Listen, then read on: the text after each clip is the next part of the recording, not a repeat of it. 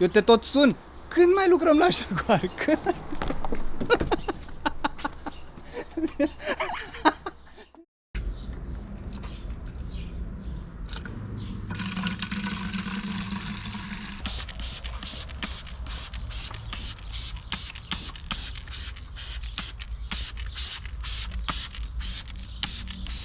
Și ne-am făcut echipament mișto cu gești, cu tricouri, cu tot. Unde? Că vreau și eu să Îți fac dau, pentru ai mei. îți dau link-ul.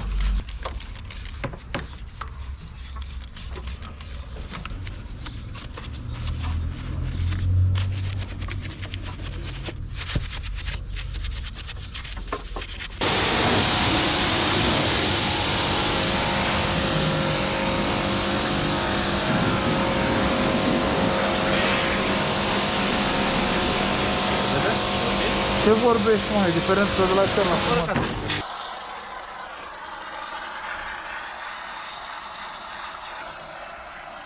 Ia stai așa. Se vede albastrul ăla?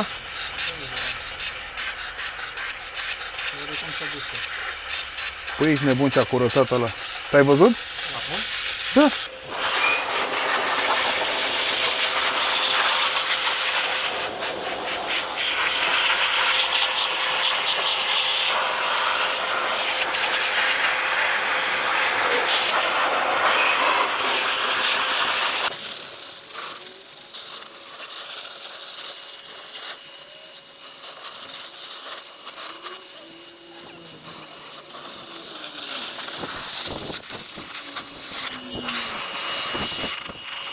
Ce, ați început să filmați, nu? Da, ce? O suflantă cu aer cald pentru a usca motorul în siguranță. Aha.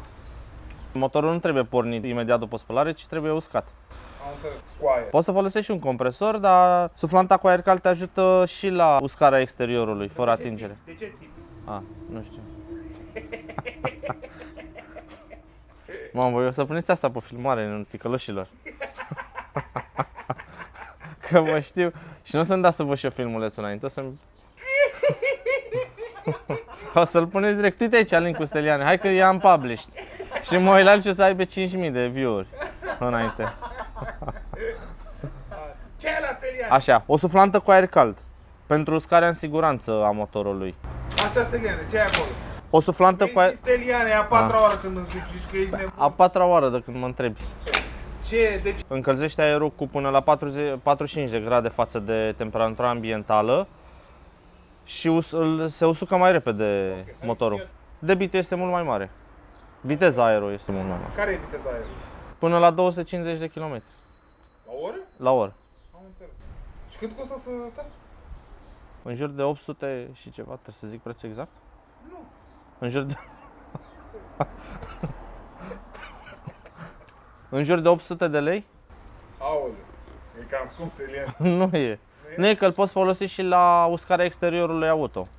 Știi când îți mai rămâne apă pe la oglindă și pleci cu mașina de la spălătorie sau din curte și toată apa curge? Ei, cu o asemenea jucărie nu-ți va mai rămâne apă. Nu te ajută la interior. Interiorul, dacă îl cureți cu aspirator cu injecție extracție, îl lasă să se usuce natural. Sau cu aerotermă cu aer rece. Asta e suflantă, e prea puternică.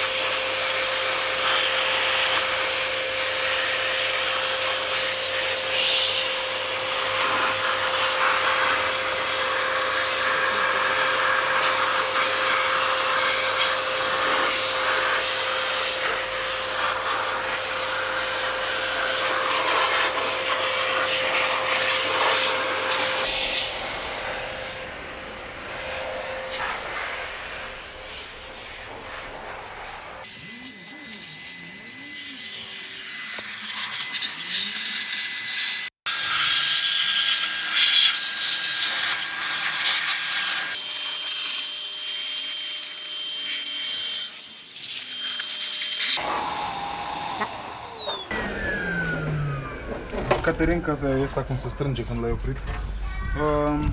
Mai e varianta mare, dar a luat-o Bogdan.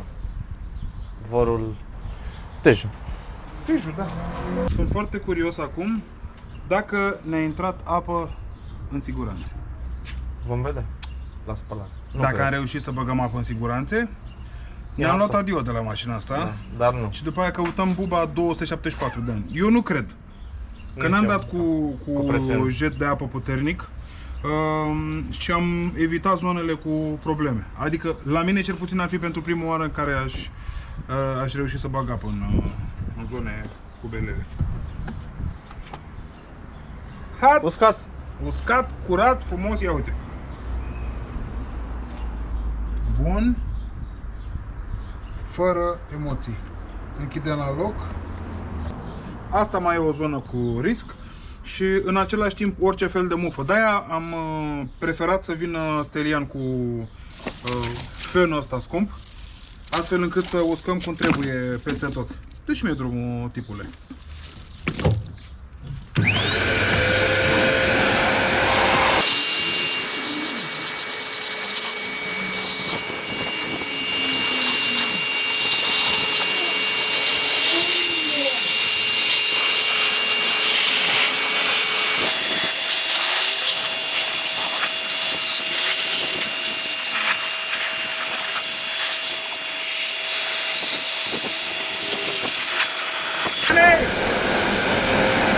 Cu balansul ei!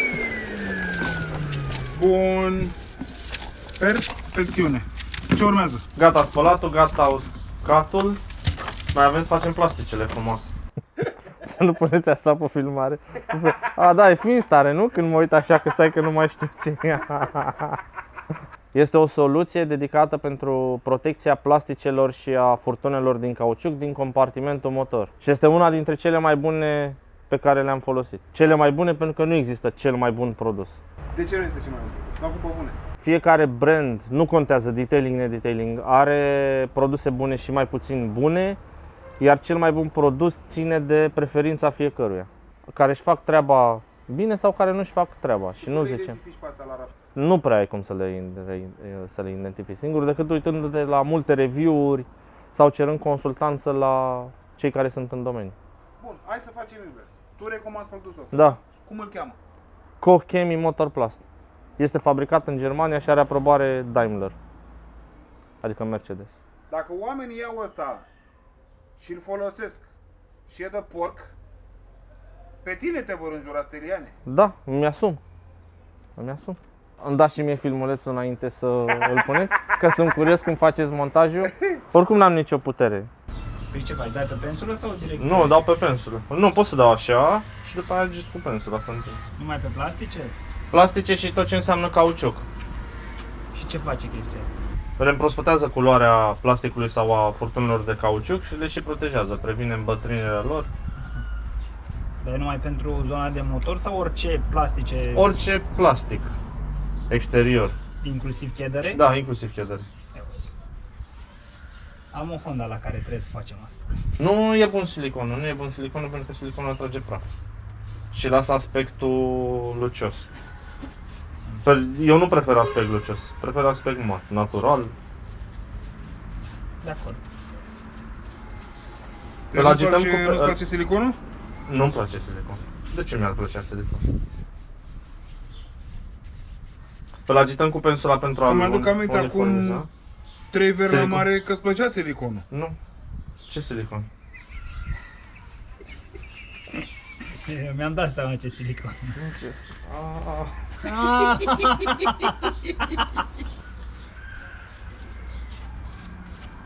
Am dat pe pensulă pentru a ajunge în zonele greu accesibile. Îl agităm cu pensula pentru a acoperi toată suprafața. Îl lăsăm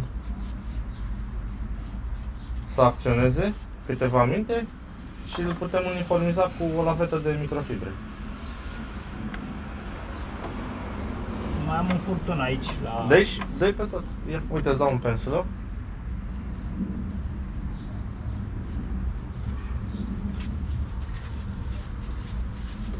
Mai ascuns ăsta, dar tot.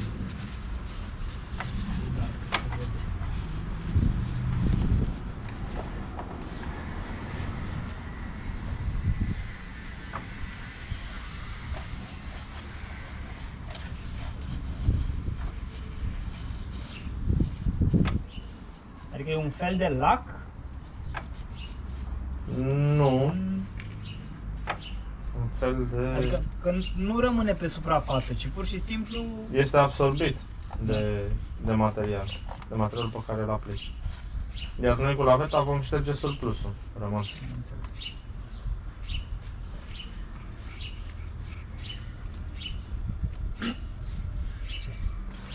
Că am văzut când am mișcat aparat. Ca tale nu te mai suport cu părul ăsta. Ce mă, nu semnă cu Keanu Reeves, uite așa. Ba da. John Wick. Ce ești tu, mă? John Wick. Nu le înțelege Varianta că românească. e pe filmare. John Wick de România. Tu ești turc, boss. Îmi patinează ochii de foame. Acum ți-e fumică? Un pic așa. E fumică la băiețari? Da, un pic. Of. N-ar mânca el acum un T-bone de la zemos, așa frumos. Niște adane. Stor kebab. Cu niște cartofi prăjiți de aia, Nu, așa, fără pe chips, cartofi. fără Fără cartofi. cu 3 feluri de sos, Da, niște orez. cu niște, mă rog, țineri. Nu-ți place orezul? Sunt leșinat după orez, zic. Să-mi pierd. Da, bulgur de la orez, bulgur. ai Da, mâncat? bulgur, da, bravo. Păi nu, orez arabesc, nu pilaf. Român. Risotto. Pilaf românesc. Sau nu, dar bulgur, ăla e mai bun. Și mi se pare că e și mai sănătos.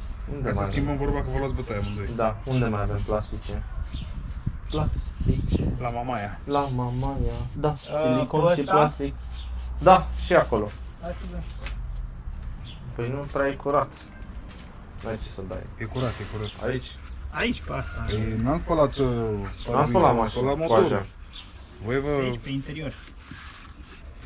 Asta zic. Partea de interior. Ne rezumăm frumos la partea de interior, ce am spălat astăzi. Nu fiți recalcitranți. Auzi, dar dacă motorul ne-a luat 2 ore cu totul să-l spălăm. Interiorul probabil că o să ne ia 2 săptămâni. Da, păi da, fix despre interior o să vorbeam. 2 Asta vreau să săptămâni. spun. Adică o să începem bărberiți, tunși, frezați cu părul întins pe spate. Mă rog, ăsta, Keanu Reeves. Eu când m-am apucat de proiectul ăsta aveam părul scurt. Tunde-te, tati, te rog eu frumos, fă ceva, că nu se mai poate așa ceva. Trebuie să fac freza aia care să-mi vine așa, doar că e mai complicat. Cartal, tunde-te, mămică, e ceva foarte rău. Dar de ce ți-ai lăsat părul asta? Că mi-ai zis Cabral. Să-ți Băi, lași, ești nu? nesimțit, cum ți-am Tu zis mi-ai eu? zis să-mi la... Nu mi-ai zis tu, ți-am zis Că hotărăște-te! Deci, eu ți-am Nu, zis... eu nu, hai să schimbăm vorba. Acum făceam motorul. Du-te, Doamne, iartă-mă cu floacele astea ale tale. Ia uite-te și tu cum îi flutură părul în vânt. Am pus mai devreme o poză cu el și cu, mă rog, cu noi, dar am pus cu el și el e ușor ciufulit astăzi și oamenii răutăcioși și-au găsit să se ia de el, domnule, dacă poți să închipui așa ceva. Și vrem să explicăm de ce arată în hal, de ce acum se prezintă așa. Vis-a-vis de ce? Eu vreau să-mi fac părul așa. M-am dus la un prieten și mi-a zis că dacă vrei părul așa, trebuie să-l lași să crească. Și m-am mai dus peste 3 luni și trebuie să-l mai lași să mai crească. M-am mai dus peste 3 luni și mi-a zis că trebuie să-l mai lași să crească. Eu am crezut că face mișto de mine, dar nu. Chiar are sens, trebuie să-l las să vină așa în sus și când îl dau în lateral trebuie să ajungă până aici. Deci trebuie să fie destul de lung până pe aici. Deci îl mai las să mai crească. Dar ce stă rău? Deci, voi ați văzut la ce trebuie să ajungem, da? Uitați-vă de la ce plecăm! De la decapotabilă se trage. Da, de la Tana! Atunci am început să las părul. Tana! Foarte bune produsele de la Cochemi. Am folosit mai multe. Cum îl cheamă? Cochemi. Ochimi? Da, sunt făcute în Germania. Ce? Ford, la un Las-o, moment dat. ia, haide, ia uite cu, ia. Și acum trebuie practic șlefuit.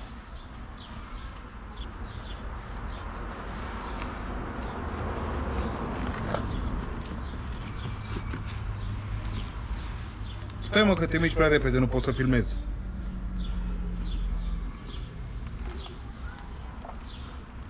Pare că faceți caterincă de mine și eu mă apuc de voi.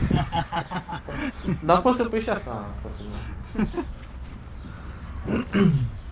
Nu, dar ia mai lasă-l un pic. Mai lasă-l un pic asta. Mai lasă-l 2-3 minute.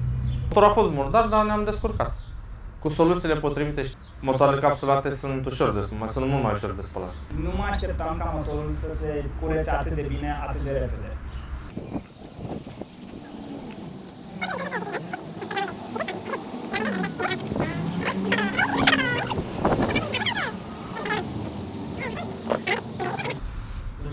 atât acolo un fâs și îmi stă pe cap, uite la acolo. L-ați dat, nu l-ați mai șters. Nu e. Ștergătoarele au venit? Au venit ștergătoarele? Da. Bravo. Da. Ăsta e de la el? Nu e de la el. Nu e de la el. Era. Era, da? Ok. Cred.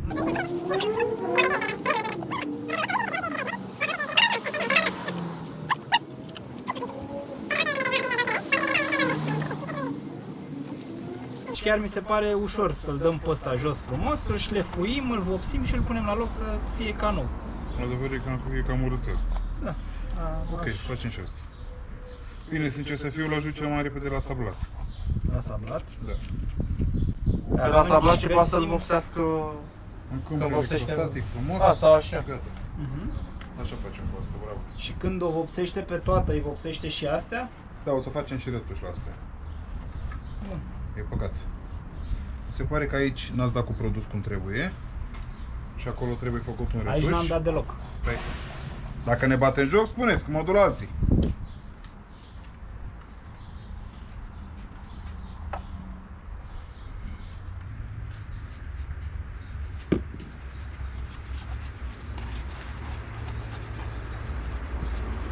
Ce-a văzut mai el imediat, că uite aici n-ați dat. Păi nu, dacă vreau bătaie de joc, Nu vreau bătaie. păi și atunci de ce nu facem? Păi n-am observat. Păi da, să observăm. Da, dar puteai să ne spui frumos feedback. Păi Nu, v-am uite zis. aici dacă nu vrei să munciți. De astea. Cabral este tipul acela de client pe care nu și-l dorește Nici el. nici el. Mă bucur că își face mașinile singur și că nu apelează la... Păi de asta. Nici la tine? N-a venit? Eu o să vin. Am Da. închis. Cartare e genul de client care nu plătește. Ce? Nu plătește. Eu măcar sunt tare în gură de a da banii. Asta te freacă la cap până zici, bine doamne, du-te, lasă-mă cu banii tăi, du-te departe.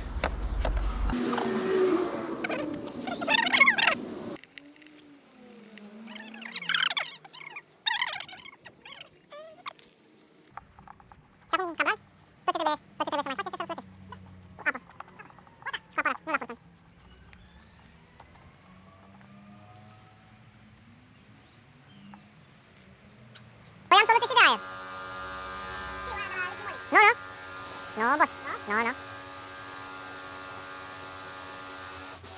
Și e dezinfectant. Dacă vrei să facem o treabă.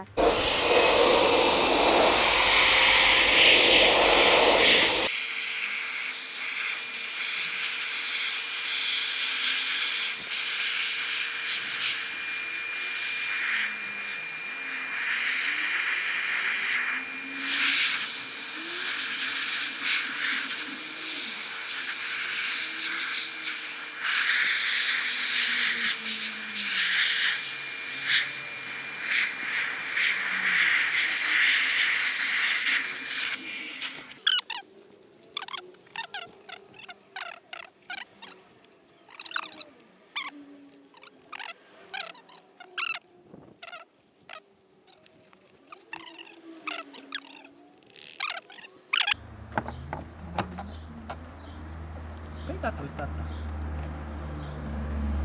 Păi și atâta e, mă, nu intră mai mult de atât. Unde mai forța ai tu? Ce forța mea, mă? Băi, pune buza aia acolo cum trebuie. Păi atât merge. Nu, puțin acolo buza ai aia. o buză. Pune aia cum trebuie. Dă-mi o șurubelniță. Și ce altceva ce mai vrei?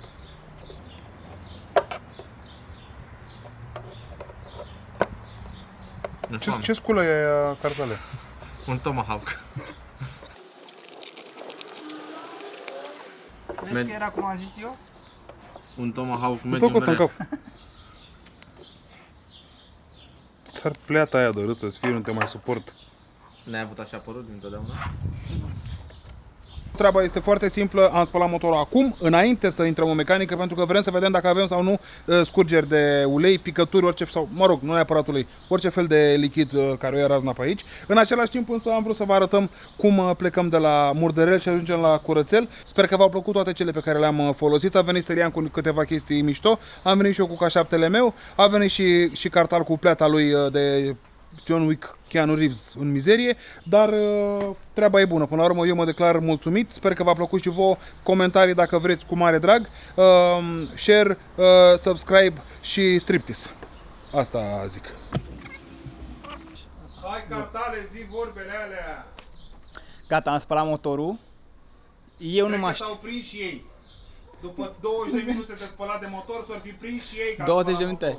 Eu nu mă așteptam să se spele atât de bine motorul. Mă așteptam să fie un pic mai curat și să trebuiască să mai spălăm de câteva ori până ajunge așa. Nu, stai, nu.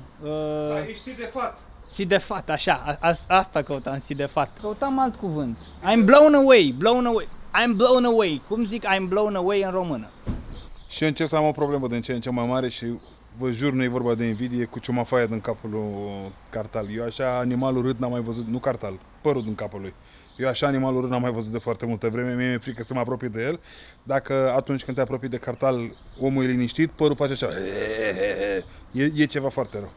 E ceva, și mai e și semi-blond. Semi-blond, auzi? Mie îmi crește părul închis la culoare la rădăcini și se deschide în timp ce crește. Uite-te, e închis la rădăcini.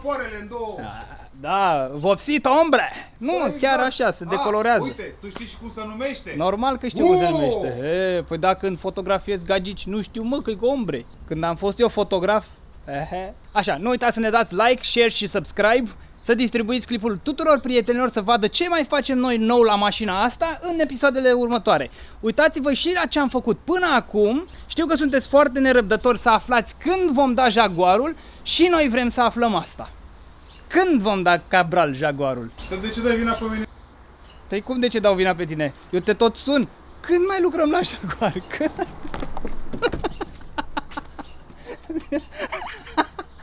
Am mai văzut în comentarii că vă interesează mașinile noastre personale cu care mergem pe stradă. O să vă arătăm și asta în curând.